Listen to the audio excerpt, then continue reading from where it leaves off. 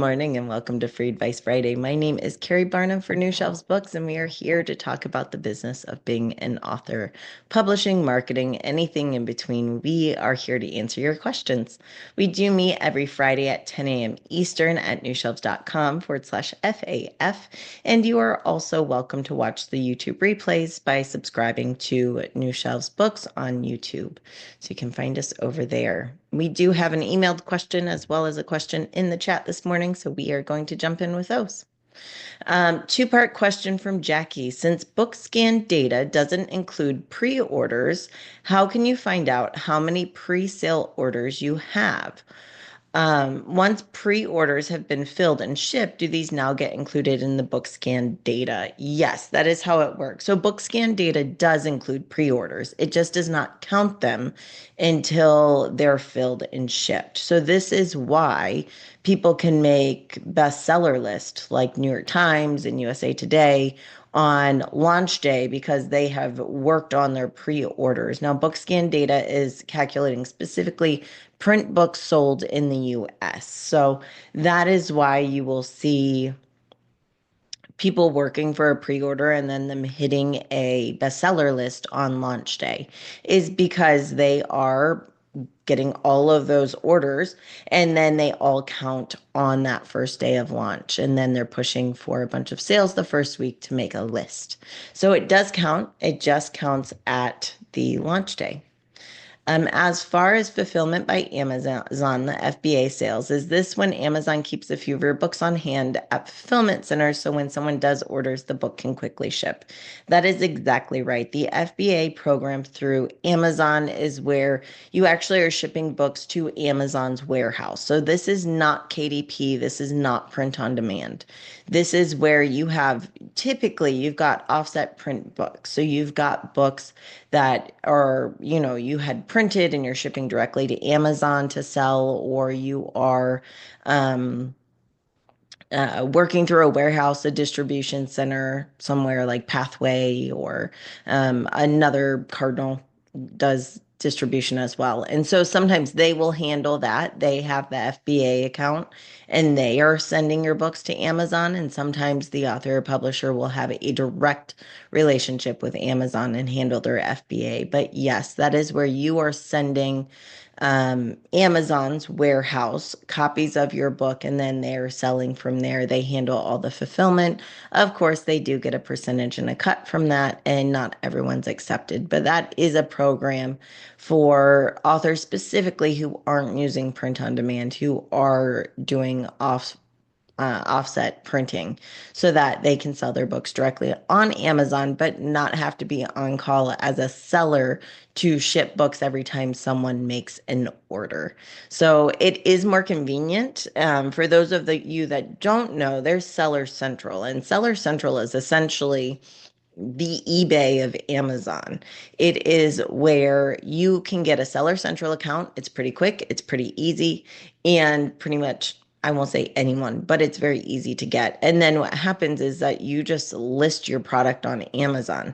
So if you've ever looked at your book and you've seen your book offered from Keri's Book Barn and you're like, who the heck is that? Well, that's just a seller, someone who has an access to a wholesale account like Ingram, where they are running an online bookstore and they can actually order your books and then ship them to the consumer. So in that case, they are actually acting like the seller. They are buying the book, they're shipping the book. And you can do that as well as a author. If you have offset print books and they're sitting in your garage, you can get a Seller Central account. You can then list the books, and then every time someone orders, you're shipping a book. It just means that you are committing to being a seller. That means, your items have to be shipped within a certain amount of time, usually 24 to 48 hours. You have to update and be ready to, tell people when they're going to get their product and different things like that. And of course, you also have to calculate that into your pricing to make sure that you're covering those costs. The Seller Central account, there are options where either you pay a monthly fee or you pay, I think it's still 99 cents per item sold. So if you're selling like 5 books a month, then you would just opt out of the monthly fee which last I checked was like $40. It may not be that now. It may. I saw some different pricing options, so it might be more. But you pay a monthly fee or a one-off fee. And so if you're only selling like 5 books a month, then 99 cents each makes more sense. But if you're selling hundreds of books, you would obviously want to pay that fee monthly because it's less. And that's what it costs to kind of do business on Amazon. The FBA is where you're not handling sales. You are shipping books to Amazon's warehouse. They're handling all sales, all returns, and everything else. And they just tell you when they need more books or more product, and you're shipping that product to them, and they're handling everything from there. Of course, they get a cut of your sales for that. That's why they do it. And they don't take everyone for an FBA because not everything makes it worth their while. And so that is one where they're going to want to know kind of how much volume you're expecting to do and that kind of stuff. So, yes, you've got the right idea. Those are the pros and cons, the reasons why you might use it. It is certainly nice for authors. Now, I do want to make this very clear, though. FBA does not necessarily mean it's being calculated on BookScan. When you're using offset distribution, you're actually working through a distribution warehouse. That's how it's calculated on BookScan because the distribution warehouse, the wholesalers are reporting in those sales. But if you are working with FBA directly on Amazon, then only you and Amazon know how much product you're selling, and you're not able to report it to those lists and things like that. So if the idea is that you want to have a bestseller, you're trying to get your books calculated on BookScan for that reasoning, then it's not quite the same thing. If you personally are doing FBA, it's different if your distribution partner has an account and is reporting through wholesale channels. So it is important to note the difference between those two. Let's see. Terry's question here is about pen names. Terry says, I need to create a few pen names for different genres. So the reason why we would create different pen names for different genres, as we have talked about before, is because it gives you the opportunity to kind of train different algorithms and cultivate different audiences. Because the readers of a sci-fi book aren't necessarily the readers of a cookbook or a rom-com or whatever it may be. So by separating out those pen names, it allows us to keep our identity secret if we want to. Maybe you write children's books and you write really steamy romance and you don't really want the two to mix for obvious reasons. Maybe it's simply that you just want to create different audiences and algorithms, and that's fair too. So there are more than one reason. Everyone thinks a pen name means because you don't want people to know who you are, and that's not necessarily the truth anymore. So there are reasons for pen names, and then the question is, do I have to do anything special? Not really. You just give yourself a different pen name. I personally, if so I call these open and closed pen names. Most of you have heard me say that before. An open pen name is where you're not trying to hide it. You're essentially saying, hey, I write nonfiction under Keri Barnum. I write historical fiction under Keri Barnum or K Barnum. And then I write romance under this other name. So essentially, you're just using derivatives of your own name. And it's not anything um, that you're hiding. It's not a secret. You're telling people, yeah, I write under all these names. You can have the different information out there, but you're doing it so people know what they're getting from different uh, personas, let's call it. So you don't really have to do anything special. I will say that when picking your pen name, if it's an open pen name, derivatives of your own name will make your life much simpler. If you are doing a closed pen name, meaning you don't want anyone to know because you are writing steamy and children, you typically want names that are very separate, and those are things you're not going to mention. You're not going to mention your children's book on your steamy author profiles and vice versa. You're not going to have them cross. And in that case, you probably want one of your pen names to be a very different name so they're not even accidentally cross-pollinated. So keep that in mind. But as far as doing anything special, you really don't. Well, I need a separate website for each new author name. Great question. And it depends on if it's open or closed pen name. If it's a closed pen name and you don't want anyone to know, you need two separate websites. You need those to be separate. If you are using an open pen name and you're writing romance and cookbook, I would still recommend that you have different URLs. You don't necessarily need different websites. And let me explain what I mean there. Well, of course, you can have different websites. And again, you can say, I also write romance as this name and link right to that other website. So you can do that. But it's also okay, in my opinion, to have one base website where you have a tab for each pen name. Keri Barnum's nonfiction, K Barnum's romance, whatever it is. And you have different tabs. So you kind of introduce yourself on the homepage saying, hey, my name's Keri Barnum. I write nonfiction under this name and romance under this name and so on and so forth. And so it's kind of out there with the different topics there. And then each name has its own tab. And under each of those tabs is where we are going to have your books and things like that. So that's how you can kind of put it all under one website. But I would suggest that you have a URL for each of your pen names, meaning keribarnum.com might be where everything is and where my nonfiction lives. But I would still grab the URL, K Barnum author or whatever it may be.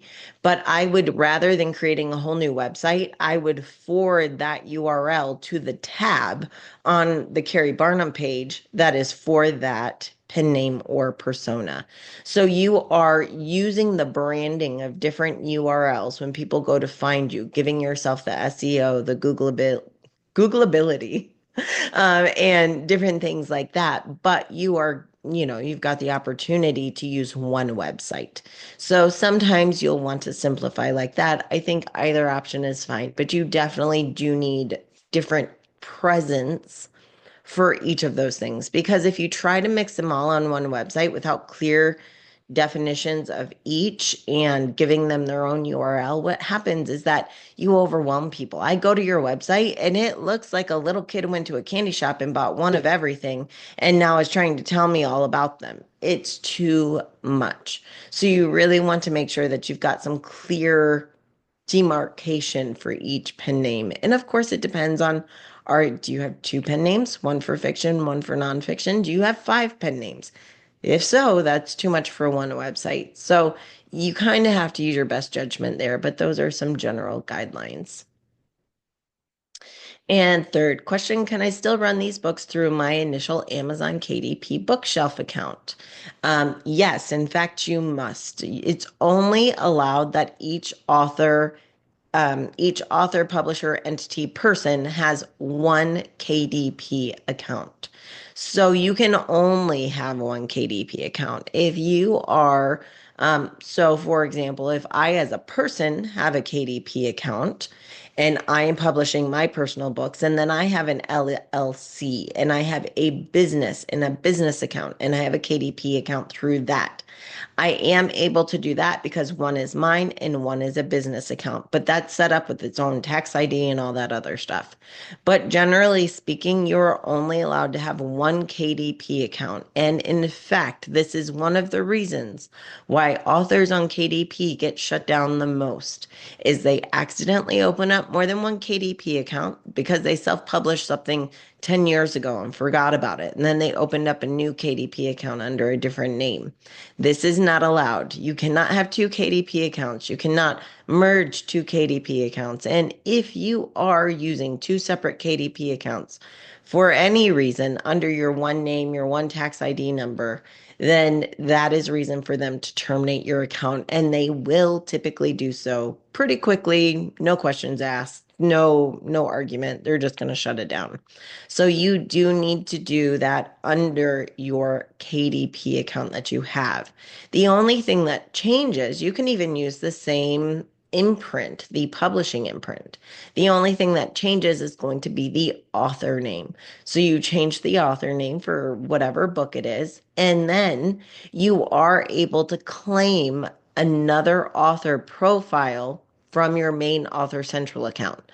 So you don't open a second Author Central account. What you do is you go to Author Central. When you go to search your book, you select it. There is a question that says, especially it notices if it's not your name in the metadata, and it will say, is this a pen name? And you'll say yes. And then you go through the process of setting up a pen name account for Author Central. It's not very hard. I believe it allows you to do three pen names or three names under one Author Central account on your own. If you have more pen names than that, then you actually have to contact Author Central and ask them to add the additional pen names manually. And then you can switch between the two. It's kind of like Facebook when you switch between your personal account to your business page, where you go to the corner, you do a drop down, and you pick the right persona. That's how it is with your pen names on Author Central. So you have different author pages, different author names, but your KDP account is the same. As far as missing anything, the other thing that you didn't necessarily mention was social media. You will need different social media. Very, very rarely is it possible to have multiple pen names and not have multiple like social media accounts, because again, you're growing a different audience. If I have Keri Barnum on Facebook and I'm posting about nonfiction author stuff and cooking and romance, man, I'm probably not hitting my market. It really confuses the algorithms and it confuses your reader as well. People don't want to know or be inundated with stuff they didn't care about. That's not what they're signing up for. So in those cases, that's one of the things that you do have to consider, is that you probably do need different social media accounts. Again, whether it's open or closed is up to you, but you probably need those separate accounts to build those separate algorithms, which is really one of the main reasons for having an open pen name, is because so much business is done online. 70% of print books, 91% of ebooks in the US are bought and sold directly on Amazon. And that means so much of what happens with book sales, with book marketing, is done online with algorithms. And you really have to make sure that you set those algorithms up well so that you don't confuse them and start marketing to the wrong audience. So pen names have a purpose. There are good reasons to have a pen name, but as Amy Collins once said, it is like adopting a child. You really have to be willing to keep up with and nurture that child for the next 18 to 20 years, and it might be a lifetime commitment. So just know it certainly can be, I mean, like a full-time thing.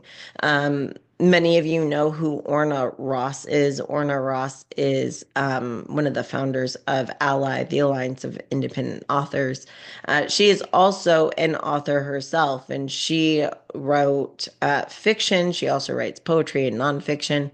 But Orna Ross is a pen name. It was from her very first book. She was with a larger publisher, and her name was a little bit harder to spell and pronounce for Americans. And so they told her that she needed to take a pen name. And Orna and Ross are actually her children's name. It's her children's first names, and she turned that into her pen name. And so she is now known far and wide by most people as Orna Ross.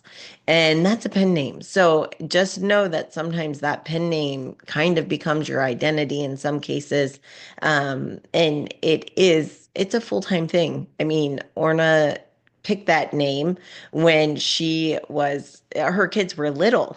She actually told me once, when I picked the name, my kids thought it was so cool that I was using their names. And then as they got to be teenagers and adults, it got a little bit annoying that her name, publicly known, was actually their names, and it created some confusion for them. So again, it's a long-term commitment when you're using a pen name, so just keep that in mind. Let's see. What is my opinion on including maps in historical fiction books? Well, Chris, we know that I think that north is up because when I say never eat soggy waffles, the north is always up. And so that's what I think of maps. I don't read them, I don't use them, but God bless those who do. I know that historical fiction, nonfiction, fantasy, all of these maps are very popular in many of these books. And so for some people, maps are the best thing ever and they really enjoy them. So if it floats your boat, you add those maps. I will not read them. I will not look at them. Um, but yeah, again, if you ever need directions, I just look north, which is always up, and I always get where I'm going. So God, God bless everyone, whoever rides in a car with me. If my GPS goes out, I'm always good with GPS.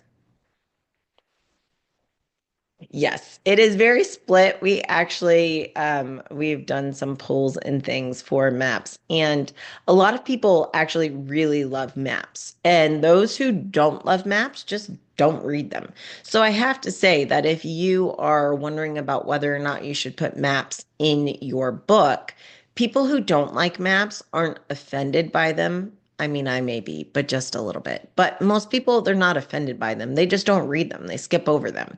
But the people who like maps really like their maps. Like it is astounding to me that someone would stop in the middle of a book and go to the map and try to actually make sense of the directions. This does not compute in my head. I do not understand this, but there are people who do that and love it and enjoy it. So when in doubt, I guess do a map because it's not going to hurt anyone or anything. And for those who enjoy it, they really enjoy it. So you do you. And when in doubt, I guess put a map in there. Don't have me draw your map. It'll turn out maybe not as accurate as you were looking for. Let's see. I know most of you think I'm joking, but I'm really serious. I often say that I always know where I am. I just don't always know where everything else is. I'm not joking. Um, Anyway, I always get where I'm going. Again, I'm a fan of U-turns. We have GPS. I always find adventure wherever I go, and I've only ended up in places where I should not be a couple of times. And the one time that guns were drawn on me, the understanding was very, very quickly, you know, we fixed it. I got away. It was fine. It was fine. Um, Also, don't recommend going on base when you don't know where you're going. All right, let's see. Question here. I have an author who's in the process of submitting her middle grade illustrated children's book to publishers who accept direct submissions. She also had her own vision of the book designed and ordered to have several non-distributed special copies printed to give as gifts to family and friends. If she does not get a publishing deal, she does plan to self-publish that version at that time. So far, so good. Now she has asked me to help her promote her book on social media, etc., to get sales for some of the non-distributed copies. I've advised her against this since it could hurt any opportunities for a publishing agreement. That is correct. That's a terrible idea if you're trying to get a publishing deal. The book has a mental health theme, and I've advised her to write and speak on her experience to build a platform so that when her book is published, self or traditional, she would already have an audience and credibility established. Is there any amount of or type of promotion she could or should do while she's waiting to hear from publishers, or should she just hold off on that? Um, so, as I said, I would not be trying to publish or sell um, or market a book that you're trying to get published because then it's already been public. And actually, if you are giving the publisher the right the first right of publishing, well, then you're actually kind of in breach of that. So I do not recommend marketing that. I think not only is a bad idea, it can actually get you in trouble with any contracts you have down the road. So I do not recommend that.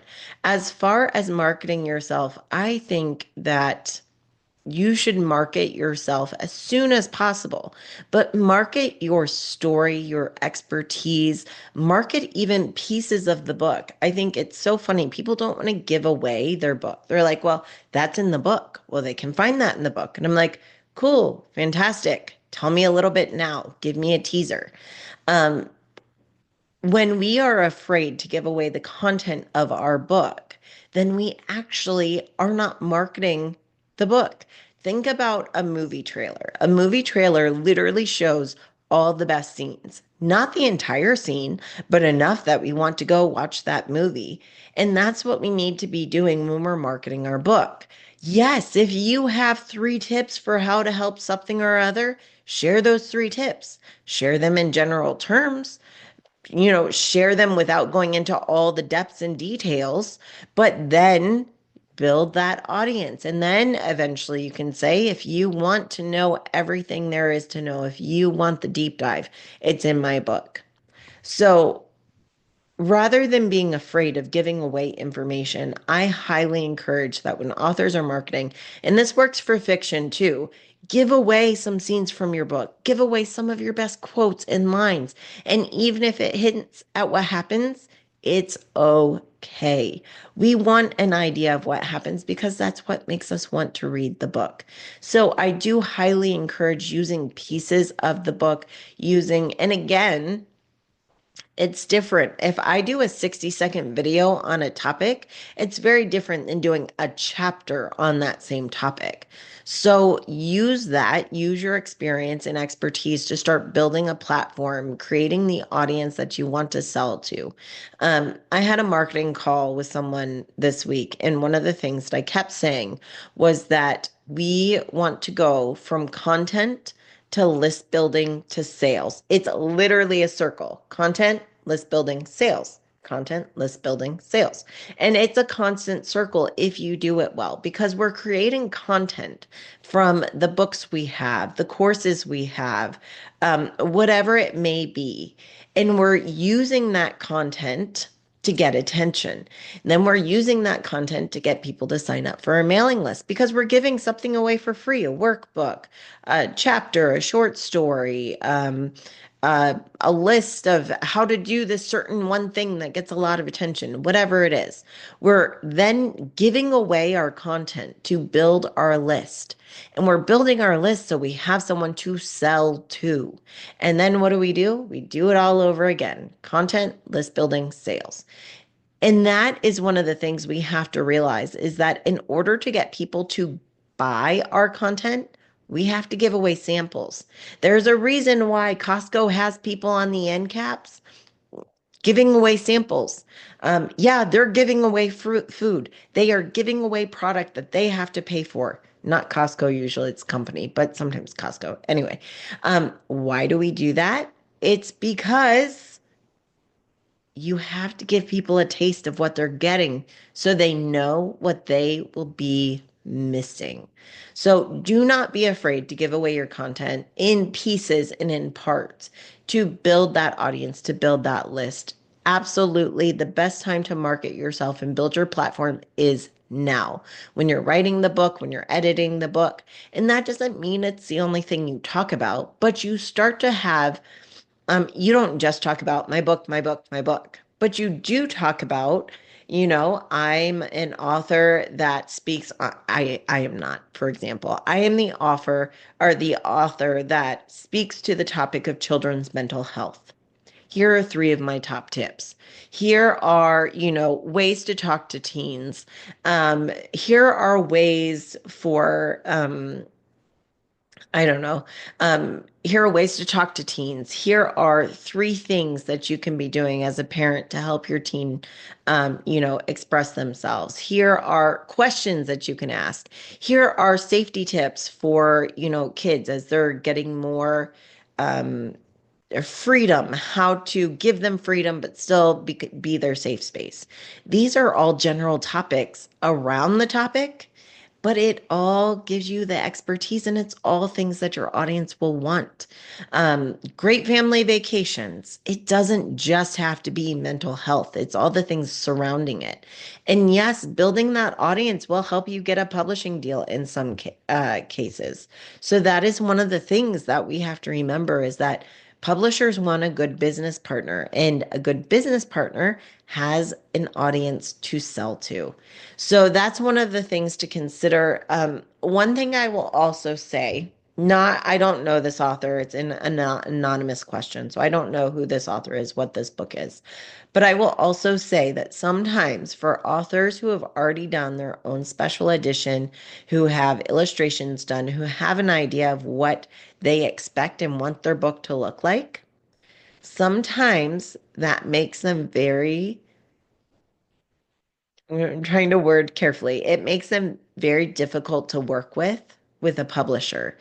It makes them unsatisfied sometimes with a publisher because a publisher's idea and branding and marketing may be very different than what you've already created. And when an author has already created a version of their book that they love, that they feel is what the book should be, and then a publisher comes in and says, we want this book, but we want to change the title. Oh no, we're not going to use that color. We're going to use this color. And that does happen. Publishers are not here to steamroll you, but they do a lot of market research. They know what sells. They also have some other insights and ideas and reasons for things. And so it's not unusual for a title to be changed. I was actually in a group of published authors. Um, talking about title changes.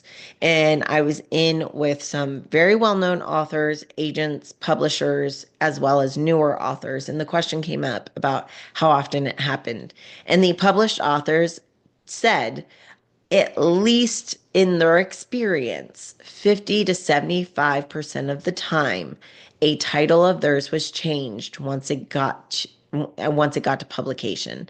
That it was not their original title. Sometimes it was changed on request. Sometimes, it was like, this needs to change. Sometimes they weren't happy with it to begin with, but 50 to 75% of the time, their title was changed by the time the book was published. Now, in almost every case, there's one person who was really not happy with the title their book ended up with, but in almost every case, those authors did say that the titles were better than the original. But my point here is to say that when you're working with a publisher, you are giving up some control. And if you have an idea very firmly of what your book should be, what your illustrations should be, the title, the cover, then the question really becomes, do you actually want a publishing deal? And if so, are you willing to relinquish the control that is required in order to actually work well with a publisher so you're both happy with the deal? And that's something that I do, I do put that hard question to authors who have already done a version of their book and who are trying to sell it. Because I've seen some clashes there. So that's something to consider as well. Let's see. Let's see. I offer a lead magnet to sign up for my newly created newsletter. No takers yet, no subscribers yet. So this is one of the things to consider if you have a lead magnet and it's not being picked up. A couple things to consider is it something people really want? If I'm giving you my email, you better be giving me something I really want. I do not want sample chapters. Sorry, as I told someone the other day, I don't want to smell a candy bar. I want to eat the darn thing. So if you're giving me sample chapters, I don't want it. Give me the whole darn candy bar or give me nothing. Thank you very much. Um, if you are doing something that is too accessible online, where I could give you my email and download this list of 5 questions, or I could go to ChatGPT and get the same questions and not give you my email. I don't want it enough. So think about is your lead magnet something people really want? And is it something that is universal? For example, sometimes people have a lead magnet that's like a bonus epilogue to their book. And that works great for your current readers, but not so much for someone who's never read your book before. Why do I want the bonus epilogue? I've never read the book. I don't know if I want to read the book. So that's something to consider. If you know you've got a great lead magnet, like it's got value, it's something people want, is your description good? Is your cover good? Many times the packaging is the problem. If it's not the packaging, and be honest with yourself, test these things out, put it out to people who are willing to be honest with you, not just people who love you. Um, and then the other question to ask yourself is, are you marketing it? Is it just on your website? How much traffic do you get to your website? Of the traffic, how many people are current followers? So, are you actually getting it the exposure it needs to be downloaded? If you are giving away a book, are you doing things like book funnel promos and swaps? Because that's a great way to get exposure. Are you running Facebook ads so more people see what you're giving away? Those are the things I usually see with lead magnets that aren't working. You're either not offering something people want, the packaging isn't done well enough. We need it to be the best. We don't need a kind of crappy cover. I mean, it's your marketing. We need great graphics. We need great marketing copy. And then who are you offering it to and where? What exposure are you getting? And are you marketing it to the right people? Because even if you have huge exposure, I mean, again, I could be giving away like my favorite recipes, but if I'm at a publishing conference and I'm giving away my favorite recipes, I might have some takers, but they didn't come for cooking classes. They came for publishing advice. So it's probably not going to generate the same kind of interest as something else would. So that is one of the things to kind of consider. Um, it does, again, things change all the time, and that's all right. Let's see. Yeah. If it's the whole book that you're giving away, you said it's your second book, I would just ask, is it a follow-up book or is it a second book that um is it a second book that needs to be read second, or is it a second book that stands alone? Because that might be the issue as well. Let's see. I had some questions come in here. I heard of a platform at a conference a few years ago where you could write pieces of a story at a time.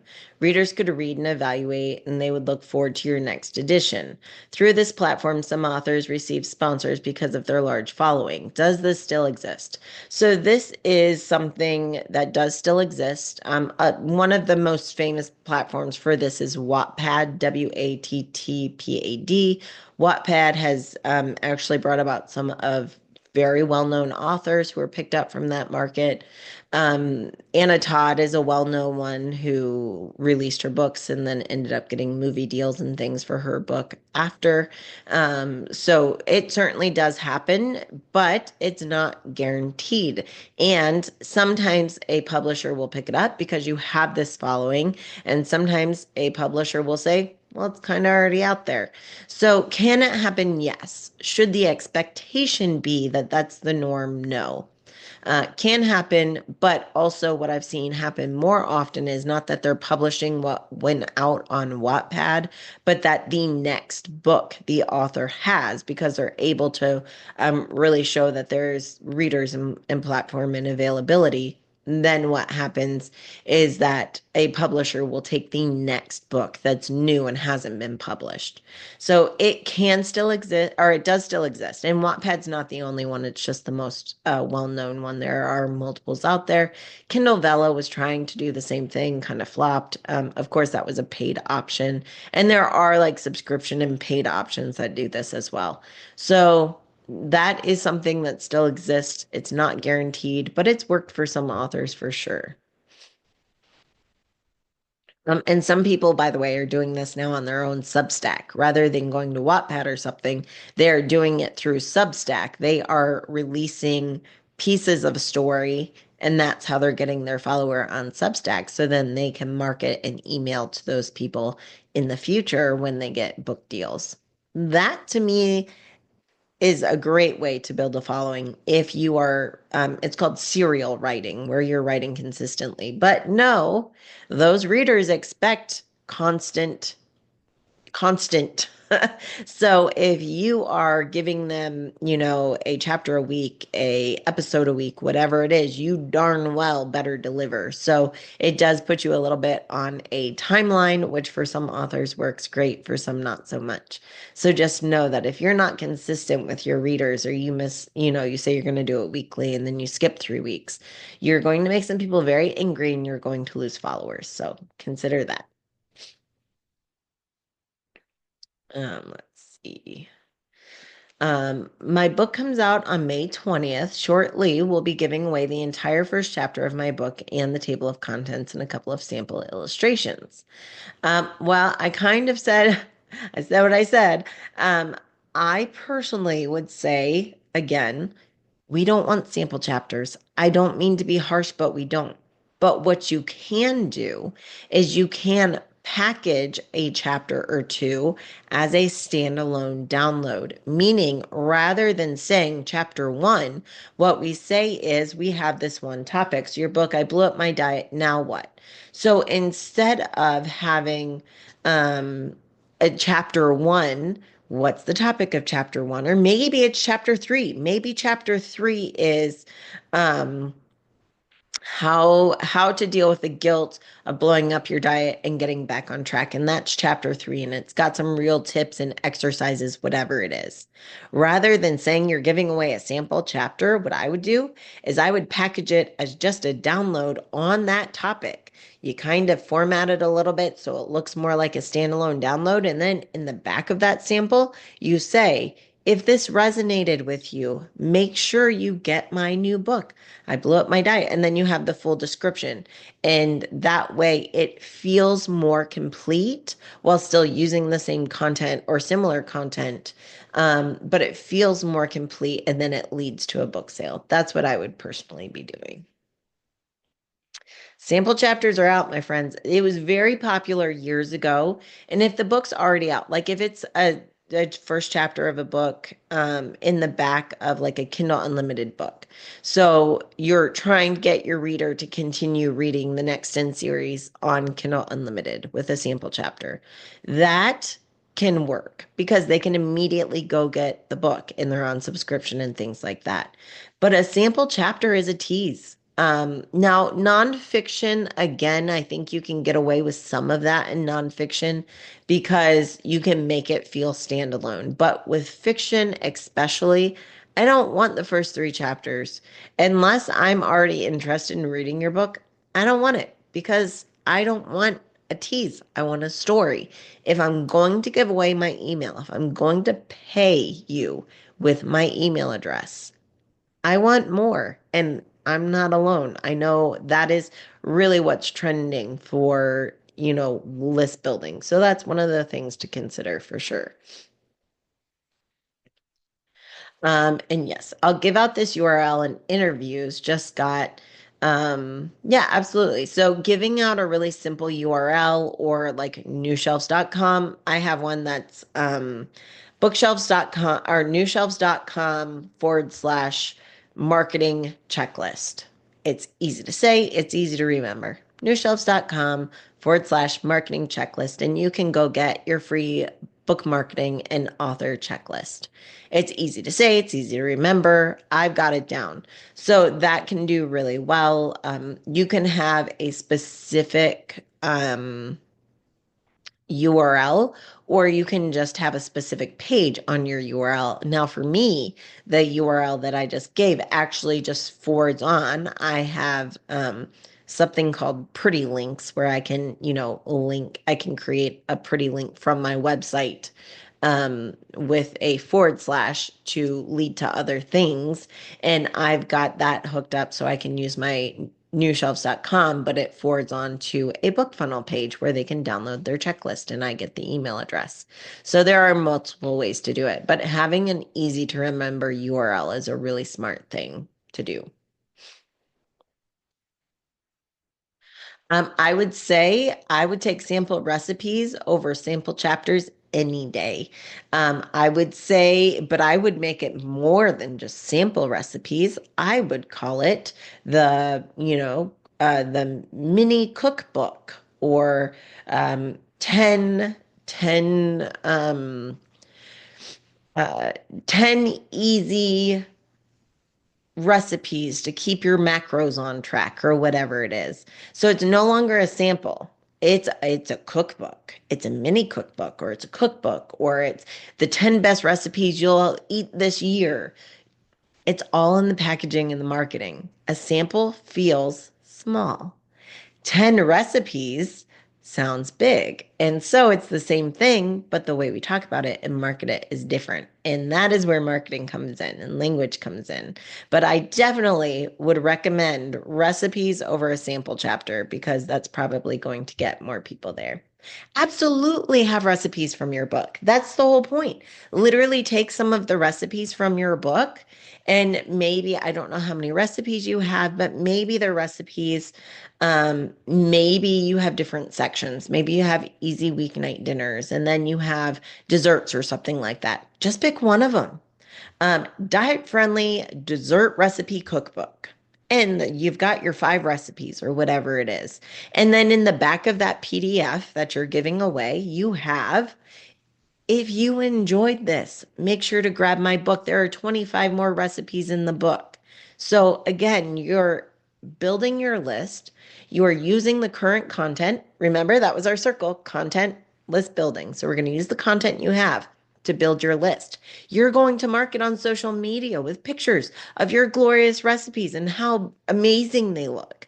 So you're going to use your content to build your list. Once you have your list, you're going to market your book because then in the back of that download, you're going to have something more about your book and how they get more of your recipes. You might even say, my book is coming out in, I am sharing a recipe each week leading up to the launch of my book.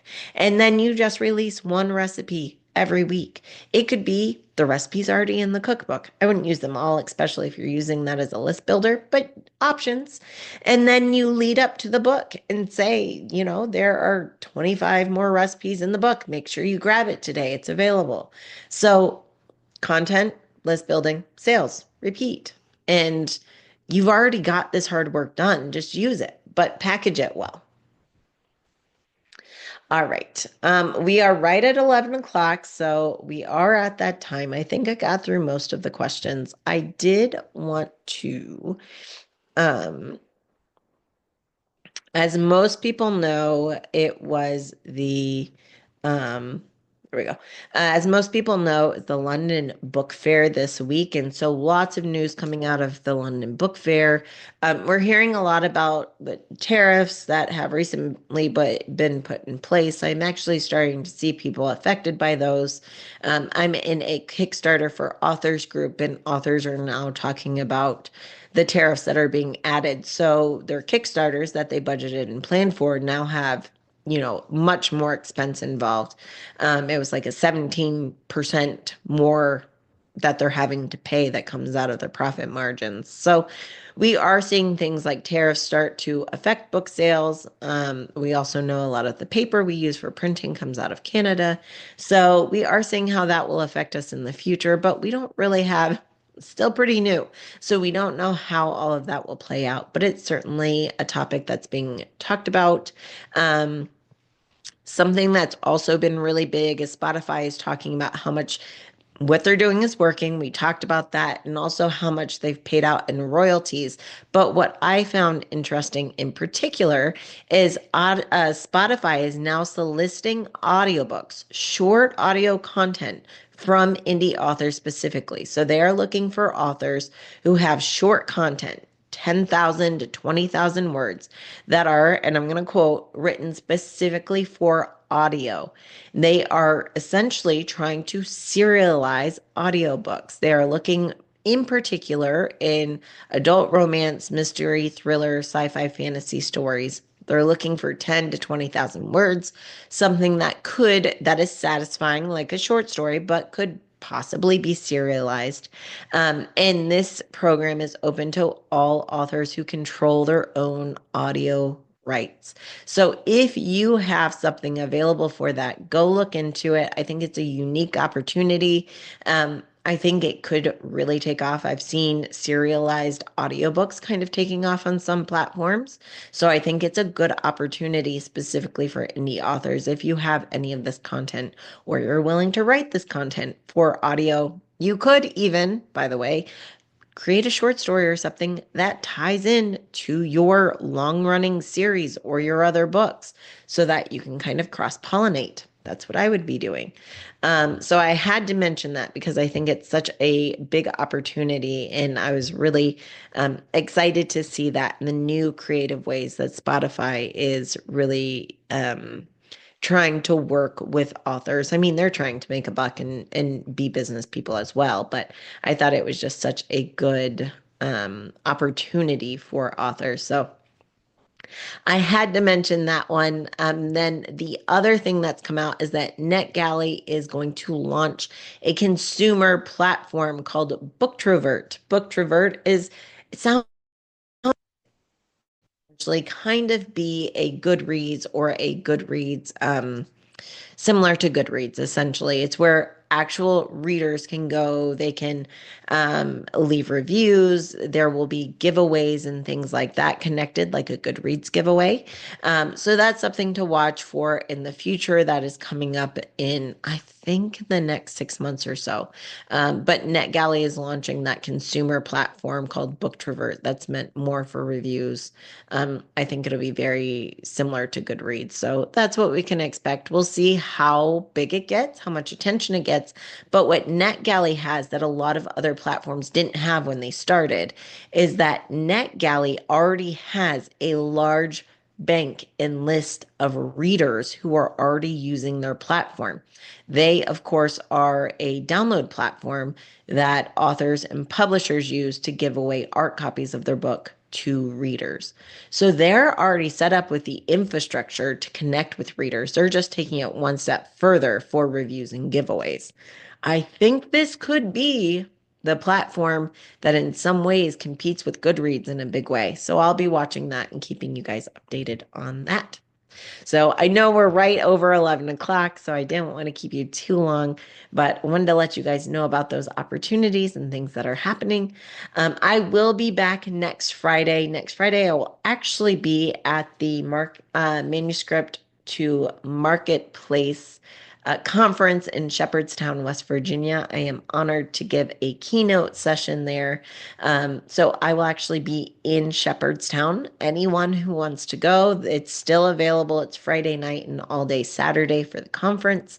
So that's still available if you want to go. I think they might even open it up for Saturday day tickets only. So if you're interested, let me know. I'll get you the link and information, but I will still be doing Free Advice Friday. We don't start the conference until I think it's like 1 in the afternoon on Friday. So I will still be doing Free Advice Friday just from a different location, but I will see you guys then. If you have questions, email them in info@newshelves.com, or of course, join us live and I'll answer them online. Thanks for being here, everybody. Have a great weekend, and I'll see you next time. Bye.